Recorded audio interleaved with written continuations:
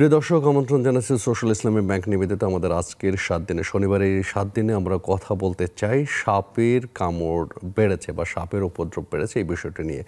আমরা জানি যে গরমের এই সময়টাতে যখন চারিদিকে প্রচণ্ড গরম এবং একই সাথে বন্যা এবং অতিবৃষ্টি শুরু হয়, তখন সাপের প্রকোপটাও বেড়ে যায়। কারণ সাপ তার চিরাচরিত আবাসস্থল ছেড়ে হয়তো লোকালয়ে চলে আসে অনেক ক্ষেত্রেই।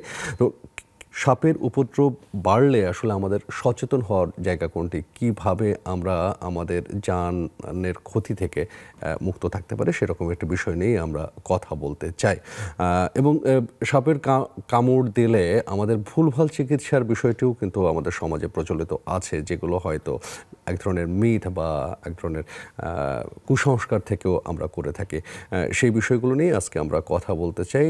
পরিচিত হয়ে নিয়ে আমাদের স্টুডিওতে আজকে উপস্থিত রয়েছেন আমাদের সাথে ডক্টর ফজলে রাব্বি চৌধুরী, মেডিসিন ও সংক্রামক রোগ বিশেষজ্ঞ, BSMMU। আপনাকে স্বাগত জানাচ্ছি। ধন্যবাদ। দর্শক, এছাড়াও আমাদের সাথে অনলাইনে যুক্ত হয়েছেন ঢাকার বাইরে থেকে বেশ কয়েকজন অতিথি। আমরা তাদের সাথে পর্যায়ক্রমে পরিচিত হব এবং কথা বলবো নিশ্চয়ই। আমি শুরু করতে যাচ্ছি ডক্টর ফজলে রাব্বি চৌধুরী আপনাকে দিয়েই। আমি যেটা বলছিলাম যে আমরা জানি যে সাপের কামড়ে মানুষের মৃত্যু খুব কম নয়। একটা পরিসংখ্যান আছে যে গত বছরের যে পরিসংখ্যানটা আমরা পেয়েছি স্বাস্থ্য অধিদপ্তরের অসংক্রামক রোগ নিয়ন্ত্রণ শাখার, সেখানে বলা হচ্ছে যে প্রায় 4 লাখের উপরের মানুষ সাপের কামড়ের শিকার হন এবং তার মধ্যে 7,500 মানুষ মারা যান। এবং আরও একটা পরিসংখ্যান যেটা আটকে ওঠার মতো, যে গবাদি পশুর ক্ষেত্রে প্রায় 2,500-এর উপর প্রতি বছর গবাদি পশু মারা যায়। ক্ষতিটা নেহাত কম নয়। তো এই যে অবস্থা, আসলে সাপের কামড় থেকে বাঁচার কি উপায় আছে? অবশ্যই, ধন্যবাদ। প্রথমে আমি আপনাকে ধন্যবাদ জানাতে চাই যে স্নেক বাইটের মতন একটা নেগলেক্টেড টপিককে আপনি যে অনুষ্ঠানের জন্য বাছাই করেছেন এটার এই ব্যাপারে। মানে আসলে কি নেগলেক্ট করার উপায় আছে কিনা? আমাদের মনে হয়েছে নেগলেক্ট করার উপায় নেই, কারণ পরিসংখ্যান যখন এত তথ্য জাতীয় এবং আন্তর্জাতিক পরিমণ্ডলে আমরা অন্যান্য অসুখ নিয়ে যেভাবে মাতামাতি করি, সাপে কাটাটা যেহেতু একদম রুরাল কমিউনিটিতে হয় এবং সাধারণত আমাকে আপনাকে কখনো হয়তো সাপে কাটবে না। যারা একেবারে প্রান্তিক জনগোষ্ঠী, WHO বিশ্ব স্বাস্থ্য সংস্থা বলে থাকে যে যারা দরিদ্র এবং অতি দরিদ্র জনগোষ্ঠী, তাদের জন্যই হলো স্নেক বাইট একটা প্রবলেম। এবং স্বভাবতই আমরা যারা, আপনারা যারা মিডিয়াতে আছেন, পলিসি মেকিংয়ে আছেন, তাদের অনেকের চিন্তাভাবনা দরিদ্র অতি দরিদ্র জনগোষ্ঠীর কাছে পৌঁছায় না অনেক সময়। এই কারণেই বিশ্ব স্বাস্থ্য সংস্থা 2017 সালে স্নেক বাইটকে নেগলেক্টেড ট্রপিক্যাল ডিজিজ হিসাবে ডিক্লেয়ার করেছে। তো যে প্রশ্নটি আপনি করেছেন যে পরিসংখ্যান বলছে এটা নেহায়েত কম নয় এবং আমাদের 7,500-এর উপরে মৃত্যু হয়, গবাদি পশুও প্রায় 2,500-এর উপরে মৃত্যু হয়। কিন্তু এটা প্রতিরোধেরও উপায় আছে। এখানে নোন কিছু প্রিভেন্টিভ স্ট্র্যাটেজিস আছে। যেমন আমাদের যে জাতীয় পরিসংখ্যান, যেটা আপনি যেটা রেফারেন্স দিলেন, এটা আমাদের নন কমিউনিকেবল ডিজিজ প্রোগ্রাম থেকে করা হয়েছে এবং সেই প্রোগ্রামের তথ্য অনুযায়ী দেখা যায় যে প্রায় 70% কামড় কিন্তু পায়ে হয়ে থাকে। সো আমরা একটা খুব সহজ একটা প্রতিরোধ উপায় হতে পারে, যখন আমাদের যারা কাজ করবেন মাঠে বা রাতের বেলা যারা বের হবেন, তারা যাতে বুট পরিধান করেন এবং টর্চ লাইট ব্যবহার করেন। বিশেষ করে অনেকগুলো সাপই কিন্তু বেশিরভাগ ক্ষেত্রেই তারা রাতের বেলা কামড়ায় সন্ধ্যার পরপর। তো ওই হেঁটে যাওয়ার পথে, গ্রামের মেঠো পথে যখন ওনারা হেঁটে যাচ্ছেন, তখনই কিন্তু এই ঘটনাগুলো ঘটছে। সুতরাং যদি বুট ব্যবহার করেন বা উঁচু জুতা ব্যবহার করেন কাজের সময়ে, রাস্তায় রাতে বের হলে, সাথে যদি টর্চ লাইট রাখেন, তাহলে অনেকাংশেই কিন্তু সাপের সাথে কন্ট্যাক্ট অ্যাভয়েড করা সম্ভব। এছাড়া দিনের বেলা যে বাইটগুলো হয় সেগুলো হাতে হয়। এটা হয় সাধারণত আমাদের হাউসওয়াইফ, যারা হাউসওয়াইফরা হয়তো মুরগির খামার থেকে ডিমটা সংগ্রহ করার জন্য হাত দিয়েছেন, খড়ের গাদা থেকে খড়টা নেওয়ার জন্য গিয়েছেন, অথবা নিজেদের ঘরের ভেতরেই কোনো গর্ত দেখে হয়তো সেখানে কি আছে দেখতে যাচ্ছেন। তো সেইগুলো ব্যাপারে যদি ওনারা একটু সাবধানতা অবলম্বন করেন, চট করে হাত না দিয়ে ওনারা কিছু একটা লাঠি দিয়ে নাড়াচাড়া করে ওখানে সেফটিটা এনশিওর করে তারপরে যদি এটা করেন, এখান থেকে মুক্ত হতে পারবেন। আপনি বন্যার প্রসঙ্গে এনেছেন। সো বন্যার সময় অবশ্যই যেহেতু পানি উঠে যায়, সো পানি উঠে গেলে এই সময়ে বাচ্চাদেরকে, বয়স্কদেরকে যাতে পানির থেকে উপরে রাখা যায় এবং সাপের যেসব জায়গাতে সাপ ভেসে বেড়ানোর বা স্থান নেওয়ার সম্ভাবনা থাকে সেগুলো থেকে দূরে থাকা, এগুলো মোটামুটি দাগে মানে প্রমাণিত প্রিভেন্টিভ মেজার্স, যেটা দিয়ে আপনি বাইট কমাতে পারবেন। আমাদের সাথে আমরা দেখতে পাচ্ছি যে রাজশাহী মেডিকেল কলেজ, মেডিকেল বিশ্ববিদ্যালয় থেকে medical officer doctor Shankar Kumar Biswas যুক্ত হয়েছেন। আমরা ডক্টর শঙ্কর কুমার বিশ্বাসের কাছ থেকেও একটু শুনতে চাই, বিশেষ করে রাজশাহী বরেন্দ্র অঞ্চল। আমরা জানি যে চন্দ্রবোড়া বা রাসেল ভাইপারের অনেক বেশি সাপের ওনারা হ্যান্ডেল করেন। শঙ্কর কুমার বিশ্বাস, আপনার অভিজ্ঞতা জানতে চাই যে এই যে সাপের কামড়ে কিভাবে প্রিভেন্ট করা যায় সেইটা বলছিলেন আমাদের ডক্টর ফজলে রাব্বি, কিন্তু আপনার কাছে আমি যেটা আসতে চাই যে চিকিৎসা নিতে যারা আপনাদের কাছে আসে তারা বেশিরভাগ ক্ষেত্রে হয়তো একটু দেরি করে ফেলে, এরকমই আমরা জেনে থাকি। কেন দেরিটা হয়, এখানে আসলে ভুল ধারণাগুলো কি থাকে, আপনারা কি পেয়েছেন? ধন্যবাদ আপনাকে। রাজশাহী তথা উত্তরবঙ্গে একটা মূর্তিমান আতঙ্ক বলা যেতে পারে রাসেলস ভাইপার বা চন্দ্রবোরা বা উলুবোরা, যে সাপটির কথা বলছিলেন। তো আসলে এই আতঙ্কের বিষয়টা তো পরে আসবে, কিন্তু সাপের কামড়ের থেকে যেটা আমাদের ডাক্তারের সাথে রোগীর এই দুইজনের মধ্যে একটা কমিউনিকেশন গ্যাপ তৈরি হয়, এবং এখানে সব থেকে বড় যে ঘটনাটি দায়ী সেটি হচ্ছে অসচেতনতা।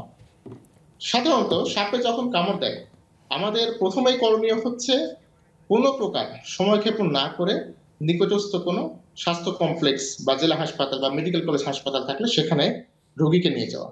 আমরা যেটা করি সেটা না করে আমরা নিকটস্থ ওঝা বা কবিরাজের কাছে রোগীকে নিয়ে যাই। বৈজ্ঞানিক কোনো ভিত্তি তো নেই, তারপরে দেখেন এই যে রাসেল ভাইপার বা অন্যান্য যে কেন ভিত্তি নেই এই বিষয়টা যদি একটু খোলসা করে বলেন। কারণ হচ্ছে এই যে সাপের কামড় হলে সাপের ওঝা, আমাদের গানেও আছে, হ্যাঁ, বিভিন্নভাবে এই মিথ হিসেবে চলে আসছে, ওঝাকে আমরা ডাকি, ওঝা বিষ নামায়, এরকম একটা কথা, ভুল ধারণা হয়তো। এই বিষয়টা একটু ক্লিয়ার করবেন কিনা আপনি? হ্যাঁ, অবশ্যই। হ্যাঁ, যেমনটা আপনি বললেন যে আসলে আমাদের একটা মিথ তৈরি হয়েছে যে সাপে কামড় দিলে পরে ওঝা আসবে, বিন বাজাবে, ওখানে সাপ ফেরত আসবে, বা সাপুড়ে যারা থাকবে ওই ক্ষতস্থান থেকে তারা মুখ দিয়ে চুষে বা রক্ত বের করে রোগীর জীবন বাঁচাবে। এটা বৈজ্ঞানিক ভিত্তি এই কারণে নেই। প্রথমত, সাপে কামড় দেওয়া এটি একটি বিষক্রিয়ার ঘটনা, এবং বিষক্রিয়া কেবলমাত্র সাপের বিষের অ্যান্টিভেনম, অর্থাৎ আমরা সাপে দংশন করলে যে ভ্যাকসিন আমরা দিয়ে থাকি অ্যান্টিভেনম, সেটা দিয়েই আমরা সেটা চিকিৎসা করতে পারি। একই সাথে সাপে কামড়ানোর ফলে যে সিমটোমেটিক সমস্যাগুলো দেখা দেয় রোগীর, সেগুলোর চিকিৎসা আমাদের প্রয়োজন। তাই ওঝা বা কবিরাজি বা মন্ত্র এগুলোর কোনো বৈজ্ঞানিক ভিত্তির সুযোগই নেই। তারা যেটি করে আপনি জেনে থাকবেন, স্যার কিন্তু ইতিমধ্যে বলেছেন অনেকটা বিষয়। বাংলাদেশে আমার জানা মতে মোটামুটি 100 প্রজাতির সাপ রয়েছে, তার মধ্যে বিষাক্ত সাপের সংখ্যা প্রায় 16 প্রজাতির, অর্থাৎ বাকি 84 প্রজাতির সাপই কিন্তু নন ভেনোমাস, বিষবিহীন। তো ওঝা যেটি করছে দেখেন, ওঝা কিন্তু 84% আগেই সফল, কেননা 84% সাপের তো বিষ নেই। তখনই কিন্তু তার কবিরাজি বা মানে শুভঙ্করের ফাঁকিটা এখানেই, মানে ওঝা আসলে 84% ক্ষেত্রে সাকসেস নিয়ে যাচ্ছে। আমি একটু এখানে, আপনি থাকুন আমাদের সাথে, আমি ডক্টর ফজলে রাব্বি এখানে আরেকটা বিষয়ে আসতে চাই যে এই যে সাপের কামড়ের ক্ষেত্রে যে বিষটা মানবদেহে বা গরুর ক্ষেত্রেও আমরা দেখেছি যে 2500 বেশি গরু মারা যায়, এই যে রক্তে ঢোকার একটা কথা, যে রক্তে যখন সাপের বিষটা ঢুকে যায় তখন হচ্ছে আস্তে আস্তে যখন হার্টে যায় হার্টটা কোলাপস করে এবং মানুষ মৃত্যুবরণ করে, এটাও এক ধরনের ভুল ধারণা, এটাও একটা মিথ, এবং যার কারণে আমরা শক্ত করে বেঁধে দিই, বলা হয় যে সাপের বিষ বা ভেনম সাধারণত লসিকা গ্রন্থির মাধ্যমে ছড়ায়। এটা একটু ক্লিয়ার করবেন। লসিকা গ্রন্থি আমরা লিমফ্যাটিক্স বলি, এটা রক্তের ধমনী বা শিরা নয়, এমনকি স্নায়ুও নয়। ধমনী, শিরা, স্নায়ুর বাইরেও আরেক ধরনের গ্রন্থি থাকে যেটাকে বলে লসিকা গ্রন্থি, হলুদ রঙের দেখতে। আপনি ঠিক চামড়ার নিচেই এটা থাকে সাধারণত। এই কারণে সাপের ভেনমটা ওই লসিকা গ্রন্থির মাধ্যমে ছড়ায় বলেই যখন বাঁধুনিটা দেওয়া হয় তখন শক্ত বাঁধুনির কোনো প্রয়োজন নাই, কারণ শক্ত বাঁধুনির প্রয়োজন হবে যদি আপনি শিরা, ধমনীকে বন্ধ করতে চান। লসিকা গ্রন্থিকে বন্ধ করার জন্য হালকা করে বাঁধুনিই যথেষ্ট। এর জন্য আমরা বলি যে হালকা বাঁধুনি হবে, যাতে একটি বা দুটি আঙুল বাঁধুনির ভেতরে ঢোকানো সম্ভব হয়। এরকম করে হালকা বাঁধুনি, যেখানে কামড় দিচ্ছে তার থেকে দূরে দুটো সঠিক বাঁধুনি যথেষ্ট। অনেক সময় আপনি দেখবেন 4টা 5টা 6টা করে জোরে বাঁধুনি নিয়ে আসে, এবং এতে করে যেটা হয় যে হয়তো বিষহীন কোনো সাপ কামড় দিয়েছে, যেটা ডক্টর শঙ্কর বললেন যে 85%ই কিন্তু নন ভেনোমাস। তাহলে যখন এই নন ভেনোমাস সাপে কামড় দিল, কিন্তু এত জোরে বাঁধুনি দেওয়া হয়েছে যে তার অঙ্গহানি হয়ে গেল শুধু শুধু একটা নন ভেনোমাস স্নেকের কারণে। এর জন্য এটা খুবই গুরুত্বপূর্ণ। এটাকে আমরা বলি প্রি হসপিটাল ম্যানেজমেন্ট। হাসপাতালে আসার আগে দুটো কাজ করতে হয়। বাঁধুনির চেয়েও বেশি গুরুত্বপূর্ণ হলো ইমমোবিলাইজেশন, মানে যেখানে কামড় দেওয়া হয়েছে সেই স্থানটিকে যাতে নড়াচড়া না করা হয়। যদি নড়াচড়া করে তাহলে ভেনম স্প্রেড হবে লিমফেটিক্সের মাধ্যমে। এই কারণে নড়াচড়া বন্ধ করার জন্য ওই হাত বা ওই পাটাকে কিছু একটা দিয়ে ফিক্স করে দিতে হবে, তারপর একটা বাঁধুনি, দুটো ভালো বাঁধুনি দিতে হবে, এমনভাবে যাতে শুধুমাত্র হালকা করে বাঁধুনিটা হয়, লসিকা গ্রন্থি যেন না ছড়ায়, যতটা ওইটাই কম শুধু ছড়ায়। ব্লক করতে হবে। তারপরে যে শক্ত করে বাঁধা, তারপর ব্লেড দিয়ে কাটা, এগুলার কোনো রোল নাই। বিষয় আছে। এগুলা যে অলরেডি আমার সহ বক্তা বললেন যে কোনো বৈজ্ঞানিক ভিত্তি আসলে এগুলো না। আচ্ছা, কিন্তু আমি আপনাদেরকে একটা মায়ের ইন্টারভিউ শোনাতে চাই।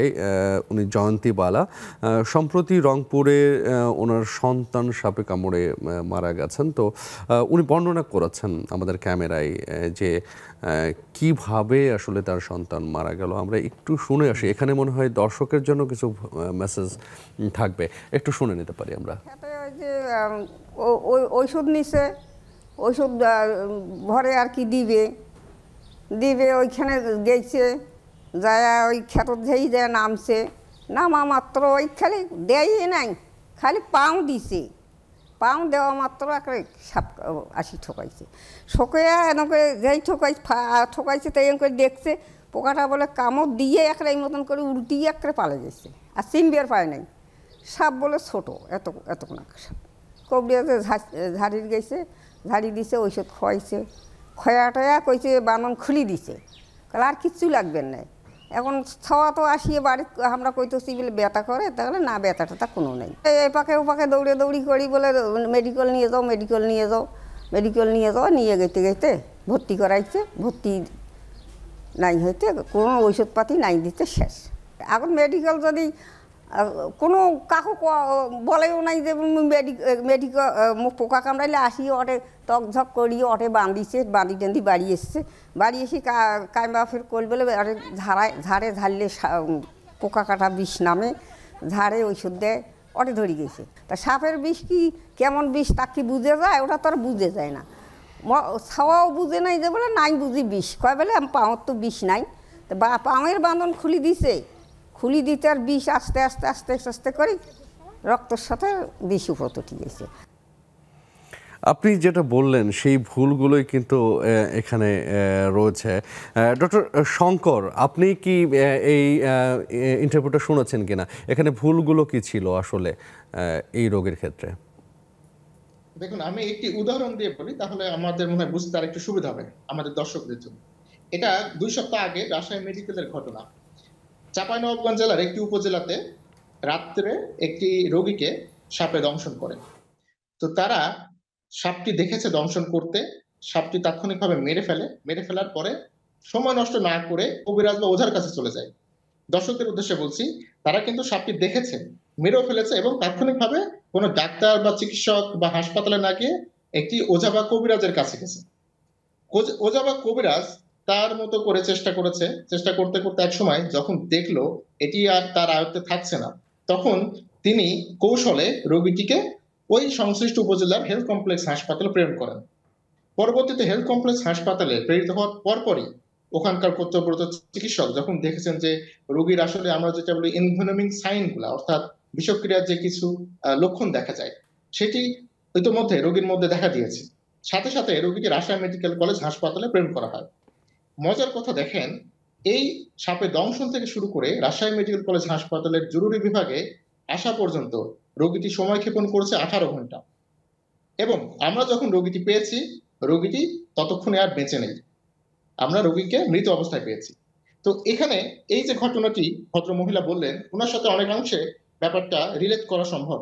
সেটি হলো, প্রাথমিক অবস্থায় যখন সাপে দংশন হয়েছে আপনি নিশ্চিত হয়েছেন, আপনি কোনো প্রকার দেরি না করে একটি হাসপাতালে যাবেন, এবং আপনি যদি দ্রুত হাসপাতালে যান, চিকিৎসা শুরু হয়, পলিভেনাম বা অ্যান্টিভেনাম আমরা দিতে পারি, 90% উপরে আমরা রোগীকে পুরো সুস্থ করে ফেলতে পারি। এক্ষেত্রে ভুলটা ছিল ওঝার কাছে যাওয়া এবং ডাক্তারের কাছে না যাওয়া। এই যে ধন্যবাদ আপনাকে, আপনি থাকুন আমাদের সাথে।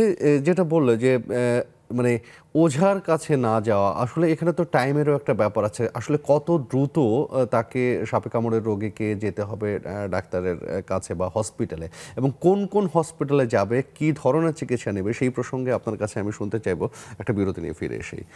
প্রিয় দর্শক, আপনারাও সাথেই থাকুন, আমরা বিরতির পরে এসে এই প্রশ্নের উত্তর জানবো। প্রিয় দর্শক, আমন্ত্রণ আরও একবার, আপনি আছেন নেক্সাস টেলিভিশনের 7 দিনের সাথে। আমরা কথা বলছি সাপের কামড় থেকে বাঁচার আসলে সচেতনতা কিভাবে তৈরি হবে, সেই জায়গাটা নিয়ে আমরা কথা বলছি। বিরতিতে যাবার আগে ডক্টর ফজলে রাব্বি, আপনার কাছে যে প্রশ্নটি রেখেছিলাম সেটার উত্তরই চাচ্ছি। এটা খুব গুরুত্বপূর্ণ। প্রথম কথা হলো যে কতক্ষণের ভেতরে বিষক্রিয়া শুরু হবে এটা বলা খুব মুশকিল, কারণ এটা অনেক সময় নির্ভর করে কোন জায়গায় কামড়টা দেওয়া হয়েছে, সাপটা ওই সময় অভুক্ত ছিল কিনা বা ক্ষুধার্ত ছিল কিনা, শিকারের সন্ধানে ছিল কিনা, সাপটার রাগান্বিত ছিল কিনা, এই সকালে না রাতে, এরকম অনেকগুলো ফ্যাক্টরের উপরে নির্ভর করে।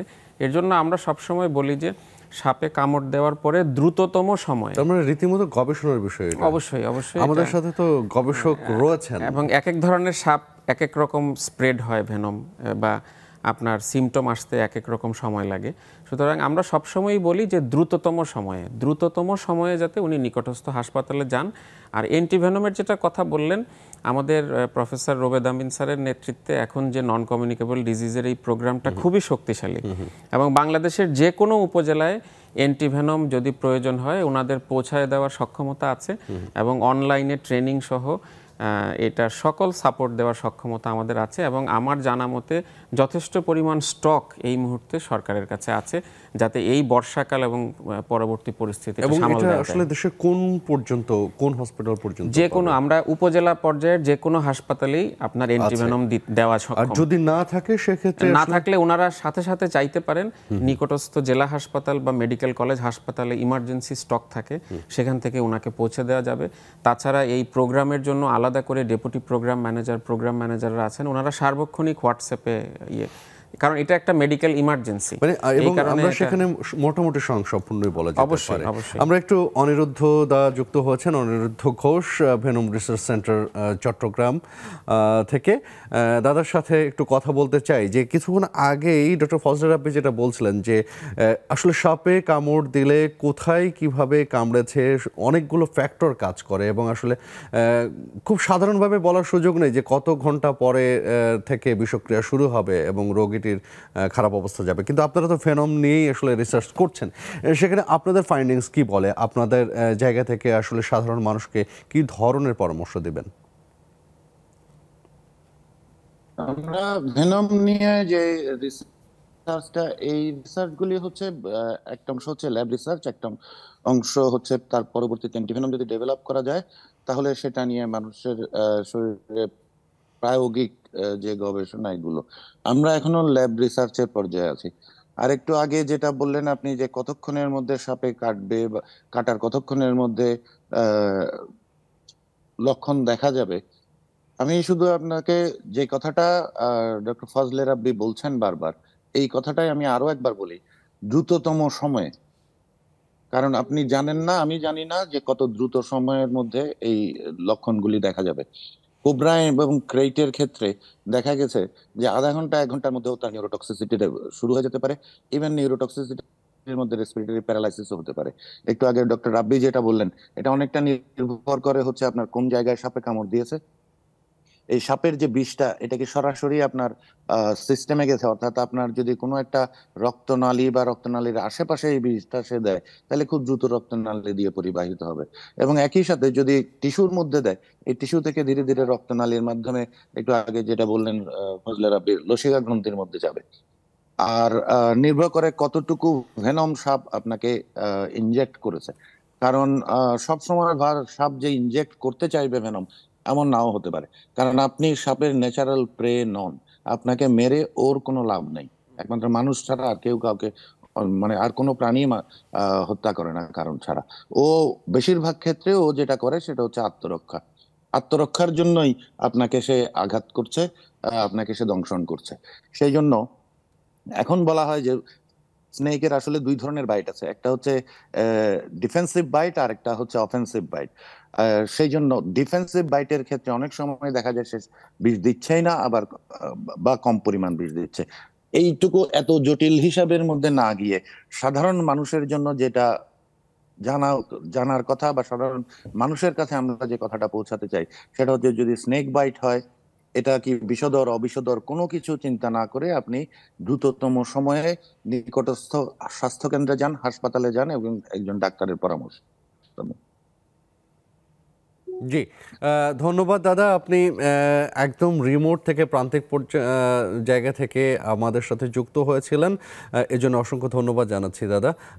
ইন্টারনেটের মনে হয় কিছুটা বিভ্রাট ঘটছে, যার কারণে হয়তো আপনি আটকে গেলেন, আপনার ভিডিওতে আটকে যাচ্ছে।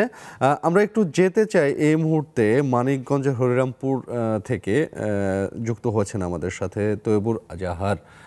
আজহার ভাই, আপনি আমাদেরকে শুনতে পাচ্ছেন এবং দেখতে পাচ্ছেন যে এখানে একটা বড় বিষয় আমরা দেখতে পাচ্ছি যে বেশ কয়েকজন ডক্টর আমাদের সাথে কথা বললেন এরই মধ্যে, যে সচেতনতাটা দরকার সাধারণ মানুষের। সাপে কামড় দিলে আসলে দ্রুততম সময়ে হসপিটালে যেতে হবে এবং সাপের কামড় থেকে বাঁচার জন্য বেশ কিছু প্রিভেন্টিভ কেয়ারের বিষয়ে সচেতন থাকতে হবে।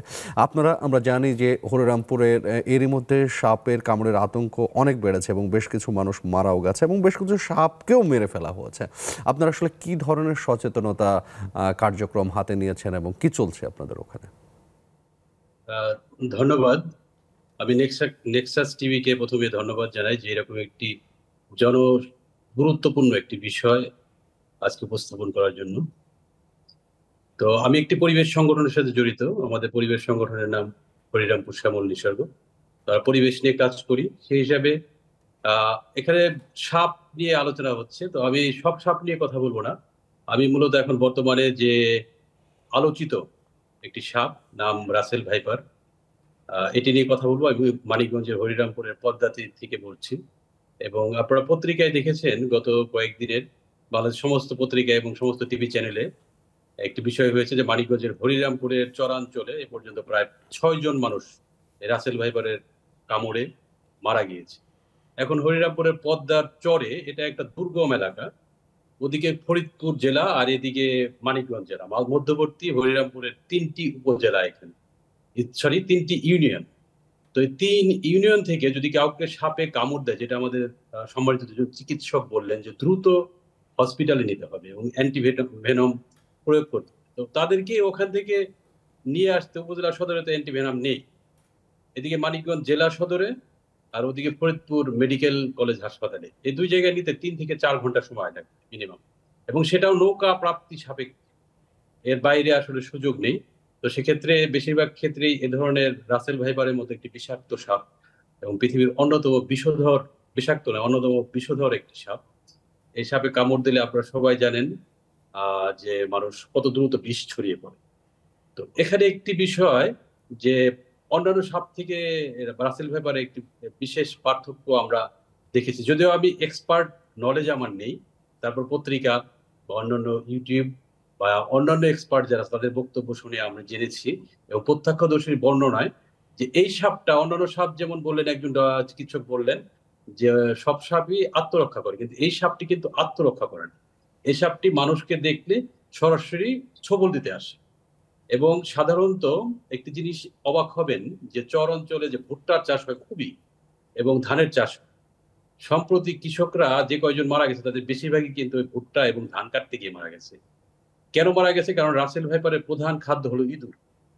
এবং এই ইঁদুরগুলো সাধারণত ধান খেতে এবং আচ্ছা, ভুট্টা খেতে রাসেল ভাইপারের মাঝখানে বংশবৃদ্ধি কিভাবে হচ্ছে সেই জায়গাটা যাব, কিন্তু আপনার একটা কথা আমি একটু জেনে নিই ডক্টর ফজলে রাব্বির কাছে। যে কথাটা বললেন যে রাসেল ভাইপার আসলে আত্মরক্ষার জন্যে কামড় দেয় না, সরাসরি আক্রমণের জন্য কামড় দেয়, এরকম তথ্য আছে কিনা আপনাদের কাছে? না, হারপেটোলজিস্টরা যেটা বলে থাকেন এটা আমি দেখেছি সোশ্যাল মিডিয়াতে এই কথাগুলো অনেক বেশি আসতেছে। আসলে ইউজুয়ালি খুব রেয়ারলি দু একটা স্পেসিস আছে যেটাও বায়োলজিক্যালি প্রুভেন না। আপনারা অ্যানাকোন্ডার কথা শুনেছেন বা আরও দু একটা, অনেকে কিং কোবরার কথা বলেন, অনেকে র্যাটেল স্নেকের কথা বলেন। দু একটা স্পেসিসের কথা বলা হয় যারা চেস করতে পারে থ্রেটেন ফিল করলে। আদারওয়াইজ ইউজুয়ালি সাপ ইউজুয়ালি কখনো চেস করে না মানুষকে। এবং সাপের জন্য সবচেয়ে ভয়ের ভীতিকর জায়গা হলো হিউম্যান। এবং আপনি যদি এই রুমের মাঝখানে একটা সাপ ছেড়ে দেন, সে প্রথমেই যেটা করবে, সে এই রুমের একটা কর্নারে গিয়ে আশ্রয় নেবে নিজেকে রক্ষার জন্য।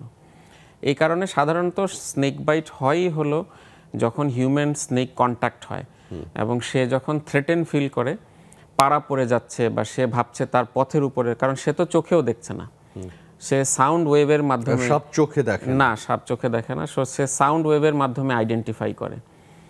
যে কারণে আপনি সে যখনই থ্রেটেন ফিল করে আশেপাশে, তখনই সে আসলে বাইটটা করে। রাসেল ভাইপারের ক্ষেত্রে কিন্তু আমরা আরেকটা জানি যে প্রজনন ক্ষেত্রে অন্য সাপের থেকে এটা আলাদা, যে কোনো ভাইপারেরই প্রজনন ক্ষমতা একটু বেশি থাকে। এটা অভিভোপোরাস বলা হয়। সাপের ডিম দেয় কিন্তু রাসেল ভাইপার ডিম রাসেল ভাইপারের ডিম ফোটে পেটের ভেতরে রাসেল ভাইপারের, এই জন্য এটাকে ওভিপোরাস গ্রুপ বলা হয়। এই কারণে ও বাচ্চা সরাসরি বাচ্চা প্রসব করে এবং সাধারণত বেশ বড় সংখ্যায় প্রসব করে। এবং রাসেল ভাইপার খুবই রেজিলিয়েন্ট স্নেক, মানে সে অনেক দুর্গম পরিস্থিতিতেও বেঁচে থাকতে পারে। ও খুব অল্প খাবার লাগে এবং সে এই যে আমার সম্মানিত আলোচক যেটা বললেন যে ভুট্টার ক্ষেত, ধান ক্ষেত, এখানে যে ইঁদুর হচ্ছে তার প্রিয় খাবার এবং এই যে ক্ষেতগুলোর যে কালার, যে কনটেক্সট, এগুলোতে সে ক্যামোফ্লেজ হয়ে থাকতে পারে, তার বডির কালারের সাথে খুবই ক্যামোফ্লেজড হয়। আমরা রাসেল ভাইপার নিয়ে একটা বড় অংশ কথা বলতে চাই, আপনারা থাকুন আমাদের সাথে। আমরা আর একটা বিরতি নিয়ে আসি, প্রিয় দর্শক, নিচ্ছি আরও একটা বিরতির সাথেই থাকুন।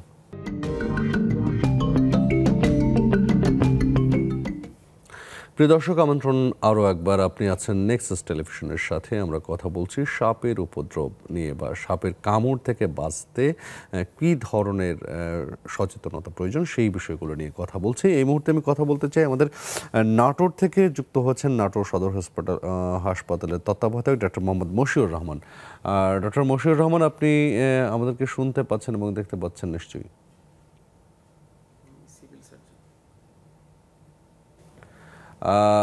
মশিউর রহমান, আপনার কাছে যে প্রশ্নটা রাখতে চাই যে যখন বিভিন্নভাবে প্রান্তিক পর্যায় থেকে আমাদের সাপে কামড়ের রোগী আসে, তাদেরকে আসলে অ্যান্টিভেনম দেওয়াটা জরুরি। সেই অ্যান্টিভেনম দেওয়ার ক্ষেত্রে আসলে সাধারণ মানুষের মধ্যে সচেতনতাটা কেমন, আর ডাক্তারদের মধ্যেই সচেতনতাটা আসলে কেমন, সেই প্রসঙ্গে যদি আপনি একটু বলতেন।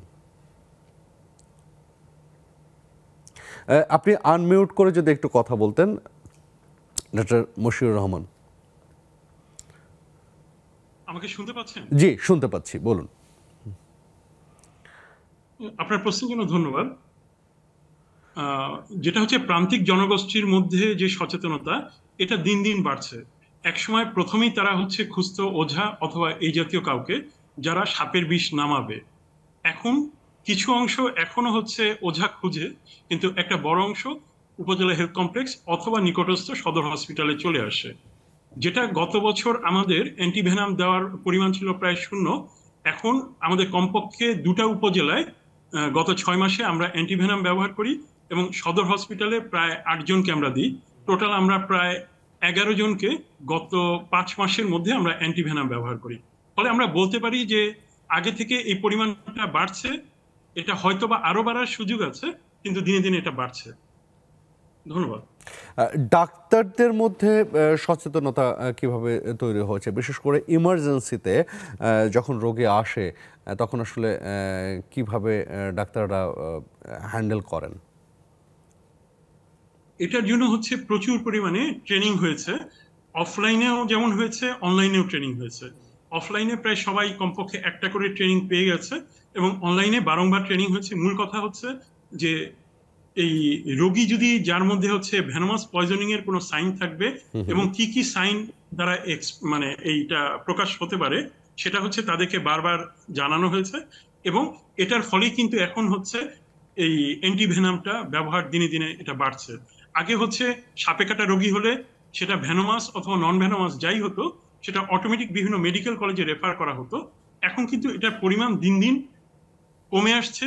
এটা হচ্ছে আমাদের উপজেলা হেলথ কমপ্লেক্স গুলোতেও যেমন হচ্ছে অ্যান্টিভেনাম ইউজ হচ্ছে, তেমনি আমাদের সদর হসপিটালেও এখন অ্যান্টিভেনাম ব্যবহার হচ্ছে।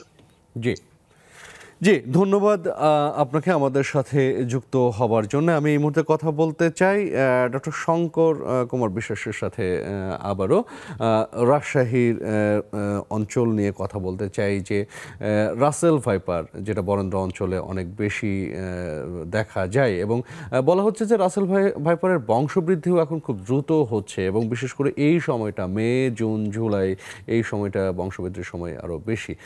এই সময়ে আসলে কি ধরনের সচেতনতা আমরা মানুষরা, সাধারণ মানুষরা নিতে পারি? কারণ ক্ষয়ক্ষতির পরিমাণ নেহাত কম নয়। কিন্তু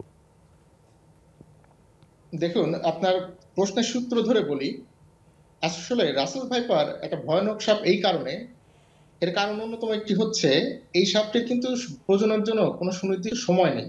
সারা বছরই এই সাপের প্রজনন ঋতু, যদিও বর্ষাকালে অন্যান্য সাপের প্রজনন বেশি হয়, রাসেল ভাইপারের ক্ষেত্রে তেমনটি নয়। আরেকটি বিষয় আমাদের ফজল রাব্বি স্যার অলরেডি বলেছেন যে এই সাপটি কিন্তু সরাসরি বাচ্চা প্রসব করে, এবং সেটি একসাথে 70 থেকে 80টি হতে পারে। তো বোঝা যাচ্ছে এই সাপের প্রাদুর্ভাব বেশি হওয়ার কারণ কি। আমি আরেকটু যদি সুযোগ দেন আমি বলি, বিগত 100 বছরে জীববৈচিত্র্যের ইতিহাস যদি আমরা পর্যালোচনা করি, বাংলাদেশে এই সাপটির কোনো অস্তিত্ব ছিল না। এমনকি 2015 সালে IUCN অর্থাৎ জীববৈচিত্র্য সংরক্ষণের যে আন্তর্জাতিক সংস্থা, সেই সংস্থা সাপটিকে আখ্যায়িত করেছিল মহাবিপন্ন হিসাবে। মজার ব্যাপার হলো ওই 2015 সালেই যে বিগত দিনের যে সাপের প্রাদুর্ভাব, 15 সালে প্রথম আবার উপস্থিতিটা পাওয়া যায়। এবং খেয়াল করা যাচ্ছে, আমাদের একজন সম্মানিত আলোচক বলে গেছেন যে পদ্মা নদীর তীরবর্তী যে ধানি বা ফসলি জমিগুলা, এবং তারই ধারাবাহিকতায় রাজশাহী তো বটেই, বরেন্দ্র অঞ্চল, মানিকগঞ্জ, শরীয়তপুর, মাদারীপুর, চাঁদপুরে এমনকি এই সাপের উপস্থিতি দেখা যাচ্ছে। এখন আসি সতর্কতার বিষয়ে। এই সাপটি কিন্তু অন্য সাপের মতো নিশাচর নয়। এই সাপটি দিনের বেলাতেও বেশ সক্রিয়, এবং যেহেতু ধানি জমি বা ফসলি ক্ষেতে এদের আনাগোনা বেশি, স্যার অলরেডি বলেছেন যে এখানে ইঁদুর বা ব্যাঙের উপস্থিতি বেশি থাকে, এজন্য সাপগুলো এখানে থাকে। তো আমাদের কৃষকরা এই সাপের অন্যতম বড় একটি শিকার। কৃষক ভাইদের উদ্দেশ্যে আমি বলতে চাই, আপনারা গামবুট ব্যবহার করবেন। গামবুট বা রেনবুটের দামও কিন্তু বেশি না, 350 থেকে 700 টাকার মধ্যে পাওয়া যায়। একই সাথে আপনারা যখন খেতে কাজ করবেন, আপনি দিনের বেলায় একটু লাঠি ব্যবহার করতে পারেন। এই সাপটা এমনিতে লাজুক স্বভাবের, কিন্তু যদি এটা প্রভোক্ট হয় বা কোনোভাবে যদি সাপ অনুভূত করে যে এই মানুষটি বা এই প্রাণীটি আমার জন্য আক্রমণাত্মক হতে পারে, তখন কিন্তু সাপটি তেড়ে আসতে পারে। এবং আরেকটি তথ্য দিই, এই সাপটি সম্পূর্ণ নিষ্ক্রিয় অবস্থায় ছোবল দিতে পারে। অন্যান্য সাপ যেমন কোবরা, এই কোবরা বা গোকরা সাপ কিন্তু আপনার 90 ডিগ্রি অ্যাঙ্গেল না হলে ছোবল দিতে পারবে না, কিন্তু এই রাসেল ভাইপার সম্পূর্ণ নিশ্চুপ অবস্থায় যে অবস্থানে আছে সেখান থেকে কুণ্ডলি পাতানো থেকেই ছোবল দিতে পারে। তো আমার মনে হয়, আবারও একটি কথা বলি, সাপ বিষাক্ত বা বিষহীন সেটা বিবেচ্য নয়। সাপের থেকে আমাদের সব থেকে বড় যে জিনিসটি মাথায় রাখতে হবে সেটি হলো সচেতনতা। সাপে কামড় দিলে প্রতিকার তো রয়েছেই, যেহেতু বাংলাদেশে এখনো যোগাযোগ সব জায়গায় এতটা মসৃণ নয় এবং এখনো অসচেতনতা রয়েছে, তাই সাপে কামড় যাতে আমাদের না দেয় সেদিকে বরং আমাদের বেশি নজর দেওয়া উচিত। এবং সেই কারণে গামবুট ব্যবহার করা, হাতে একটি লাঠি ব্যবহার করা, রাতে যদি আমাদের খেতে বা জমিতে যেতে হয় টর্চ লাইট ব্যবহার করা, এবং সর্বোপরি স্যার বলেছেন যে মায়েরা বা বধূরা যখন মুরগি, ডিম বা গৃহপালিত প্রাণীকে নাড়াচাড়া করেন, খাবার দিতে দেন, তখন একটু সতর্কতা অবলম্বন করা যে ওই জায়গায় সাপের খাবার থাকতে পারে, আমি আরেকটু সতর্ক হই।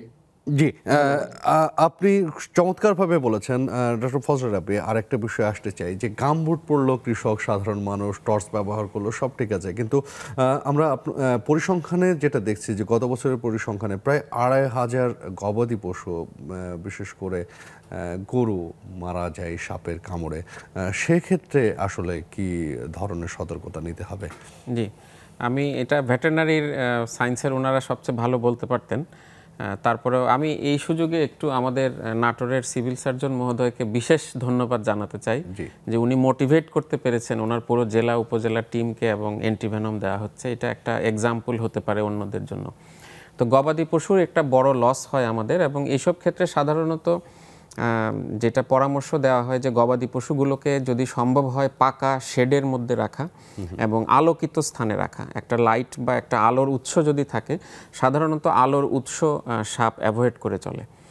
সুতরাং তাদেরকে একটা একদম দেখে না, তাহলে সাপ না দেখলেও যখন কোনো একটা ফোকাসড কোনো আলোকিত জায়গা থাকে, সেটা তাদের মধ্যে একটা সেন্স তৈরি করে।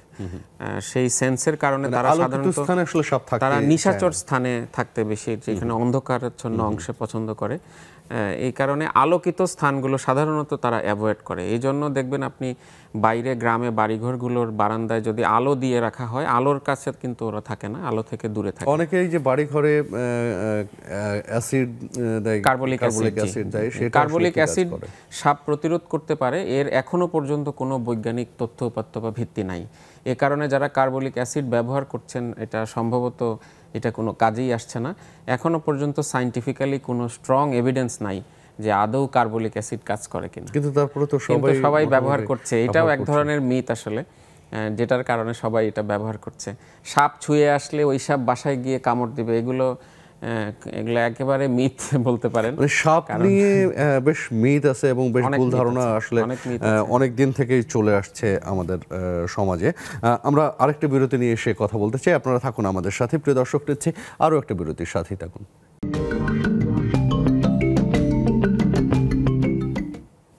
প্রিয় দর্শক, আমন্ত্রণ আরও একবার। এই মুহূর্তে আমরা কথা বলতে চাই তৈবুল আজহার, মানিকগঞ্জের হরিরামপুর থেকে আমাদের সাথে যুক্ত হয়েছেন। তৈবুল, আপনার কাছে যেটা জানতে চাই যে কুসংস্কারের বিরুদ্ধে আপনারা কি ধরনের জনসচেতনতা তৈরি করছেন এবং সেখান থেকে সাধারণ মানুষের কি ধরনের ফিডব্যাক পাচ্ছেন আপনারা? হ্যালো, আমাকে শোনা যাচ্ছে? জি, শুনতে পাচ্ছি আমরা। হ্যাঁ, এটা একটা খুব গুরুত্বপূর্ণ প্রশ্ন করেছেন যে আসলে আমাদের চিকিৎসক যারা মহোদয় যারা আছেন, তারা যে আলাপটা করলেন এটা তাত্ত্বিক আলোচনা, কিন্তু সাপে যাকে কামড়াবে তারা কিন্তু একদম প্রান্তিক জনগোষ্ঠীর মানুষ, যারা আসলে সচেতনতা বলতে যে বিষয়টা বুঝে, এটা বোঝে না। তারা সব সাপকেই মনে করে বিষধর সাপ। এবং একটি বিষয় যেখানে আলোচনা হয়েছে যে সাপে কাটলে সাধারণত ওঝার কাছে যাবে, এই ধ্যান ধারণার মানুষই হলো ৯০%। এবং তাদেরকে আমরা যতই বোঝানোর চেষ্টা করি, বিশেষ করে আমাদের সংগঠনের পাশাপাশি উপজেলা প্রশাসন, হরিরামপুর উপজেলা প্রশাসন, হরিরামপুর উপজেলা চেয়ারম্যান এবং এমপি মহোদয় সহ ইউনিয়ন পর্যায়ের যত চেয়ারম্যানরা আছেন, মেম্বাররা আছেন, তারা কিন্তু এই বিষয়ে কাজ করছে। কিন্তু মানুষ এক ধরনেরই আছে যে সাপে কাটবে, তারপরে আমি সেই ৪ ঘন্টা দূরের হসপিটালে যাব, তারপর আমাকে ইনজেকশন দেবে, করবে, এই ধরনের একটা ভীতি মানুষের ভিতরে আছে। এবং তারা সহজেই মনে করে যে ওঝার কাছে গেলে হয়তো বা আমরা উদ্ধার পাবো। এই এক ধরনেরই আছে, যেটা একজন চিকিৎসক মহোদয় বলেছেন যে বেশিরভাগ নির্বিষ সাপে এমনিতে ৮০% কাজ হয়ে যায়, এবং ঝড়ে বক মরে ফকিরে কেরামতি বাড়ে বলে একটা কথা আছে। ওরকম একটা এই ওঝাদের প্রতি। এবং এর উদাহরণ হলো গতকাল সন্ধ্যায় একজনকে আমি গ্রামের বাড়িতে এসেছি, একজনকে সাপে কামড়িয়েছে। পরে আমি হসপিটালে আনার ব্যবস্থা করলাম, আমরা আমাদের পরিবেশ সংগঠনের কর্মীরা নিয়ে আসলো। আসার পরে তাকে কোনোভাবেই আমরা মানিকগঞ্জ সদরে অ্যান্টিভেনম আছে সেখানে পাঠাতে পারলাম না। তার আত্মীয় স্বজনরা নিয়ে কোনো এক ওঝার কাছে নিয়ে গেছে। তো আমরা তো এই রিস্কটা আসলে নিতে পারলাম না, কারণ যদি ইনকেস ওই রোগীটা মানিকগঞ্জে নেওয়ার পরও মারা যায়, তখন কিন্তু দায়ভার আমাদের উপরে পৌঁছাবে। যেহেতু আমরা দায়িত্বশীল প্রশাসনের না, আমরা একটা পরিবেশ সংগঠন, আমরা কিন্তু এই রিস্কটা নিতে পারলাম। এটা হয়তো উপজেলা প্রশাসন যদি জানতো তাহলে আপনার কি তাহলে মনে হয় যে আসলে সরকারিভাবে বা গণমাধ্যমে, মূলধারার গণমাধ্যমে এই ধরনের সচেতনতামূলক প্রোগ্রাম আরো বেশি হওয়া উচিত বা তথ্যের প্রচার বাড়ানো উচিত? হ্যাঁ, এটা হওয়া উচিত। কারণ আমি মনে করি যে গণমাধ্যমে একটা বিশাল ভূমিকা পালন করেছে এই বর্তমান রাসেল ভাইপার নিয়ে হয়ে হরিরামপুর যেহেতু 5-7 জন মারা গেছে এবং বেশিরভাগ মানুষ কিন্তু এই সাপটার নাম জেনে গেছে এবং আমাদের পরিবেশ সংগঠন থেকে আমরা প্রায় 30টা এই লিফলেট মানে ব্যানার আমরা বিভিন্ন জায়গায় টাঙিয়ে দিয়েছি এবং মানুষ মনে করছে যে তার সচেতন হওয়া দরকার। একটা গামবুট পরতে হবে এটা কিন্তু একজন কৃষক জেনে গেছে। সবচেয়ে বেশি অবাক হবেন যে এবার ধান এবং ভুট্টার মৌসুমে যখন ক্ষেত থেকে কৃষক মারা গেছে তারপরে কিন্তু ধান এবং ভুট্টা কাটার জন্য শ্রমিক পাওয়া যায়নি এবং তারা জীবনের ভয়ে ধান এবং ভুট্টা পাকা ধান ফেলে চলে আসছে। এটা উপজেলা প্রশাসনকে এবং জনপ্রতিনিধিদের খুব বেশি ভাবিয়ে তুলেছে। এজন্য আমাদের হরিরামপুর উপজেলার যে প্রেস ক্লাব আছে বা সাংবাদিক মহোদয়গণ এবং আমাদের মানিকগঞ্জ প্রেস ক্লাব এরা কিন্তু খুব গুরুত্বপূর্ণ ভূমিকা পালন করেছে, এটা আমি একদম বলবো। তারা এত বেশি কাজ করেছে যার কারণে আমাদের কিন্তু পুরো প্রশাসন এবং জনগণ সহ আমরা পরিবেশ সংগঠন সবাই কিন্তু আমরা হয়েছি। গণমাধ্যম খুবই বড় ভূমিকা পালন করেছে। জি, ধন্যবাদ আপনাকে। অন্য পরিসরে হয়তো আপনার সাথে আবারও কথা বলা যাবে। আমরা এই মুহূর্তে কথা বলতে চাচ্ছি, আমাদের সাথে যুক্ত হয়েছিলেন ডক্টর মোহাম্মদ মশিউর রহমান। মশিউর রহমান, আপনার কাছে আরেকবার আসতে চাই যে শেষ কথা যদি বলি, সাপের কামড় থেকে বাঁচার জন্য এই সময়ে মানুষ ঈদে অনেকেই বাড়ি যাচ্ছে পরিবার পরিজন বাচ্চাদেরকে নিয়ে, কি ধরনের সচেতন আসলে হতে পারে সাধারণ মানুষ? ধন্যবাদ আপনার প্রশ্নের জন্য। সচেতনতার অনেকগুলো বিষয়ই আসলে আলোচনা হয়ে গেছে। প্রথমত সতর্ক থাকতে হবে। আগে শুধুমাত্র রাতের বেলায় আমাদেরকে সতর্ক থাকতে হতো, কারণ হচ্ছে আমরা যাতে ভুল করে কোনো সাপকে আক্রান্ত করে না ফেলি বা অথবা হচ্ছে কারো কোনো সাপের গায়ে পা না দিয়ে ফেলি। কিন্তু এখন কখনো কখনো দেখা যাচ্ছে রাসেল ভাইপারের মতো কিছু সাপ এখন যেহেতু হচ্ছে যারা দিনের বেলাও হচ্ছে অ্যাগ্রেসিভ ভূমিকা পালন করে তারা রয়েছে। তাই আমাদেরকে আসলে দেখে শুনেই চলাফেরা করতে হবে। যেসব জায়গায় গর্ত আছে সেটাকে শুধুমাত্র মাছের গর্ত বা ইঁদুরের গর্ত মনে না করে সেখানে হাত দেওয়া যাবে না। এবং এই বাড়ির আশেপাশে যদি সন্দেহজনক কোনো মানে চিহ্ন থাকে, যেখানে সেই চিহ্ন দেখে মনে হচ্ছে যে এখানে সাপ থাকতে পারে, সাপের চলাফেরারও একটা হচ্ছে কিছু চিহ্ন থাকে, তাহলে হচ্ছে সতর্ক হতে হবে। এবং পূর্বে আসলে আলোচনা হয়ে গেছে, সেটা হচ্ছে আমাদের অধিকাংশ সাপ কিন্তু আসলে এই বিষহীন। সেই প্রসঙ্গগুলো আমরা আলোচনা করেছি। আপনাকে ধন্যবাদ, আমাদের সময়ও কম, আবারও হয়তো আপনাদের সাথে আমরা যোগাযোগ করব। ডক্টর শঙ্কর কুমার বিশ্বাস, আপনি শেষ কথা কি বলবেন?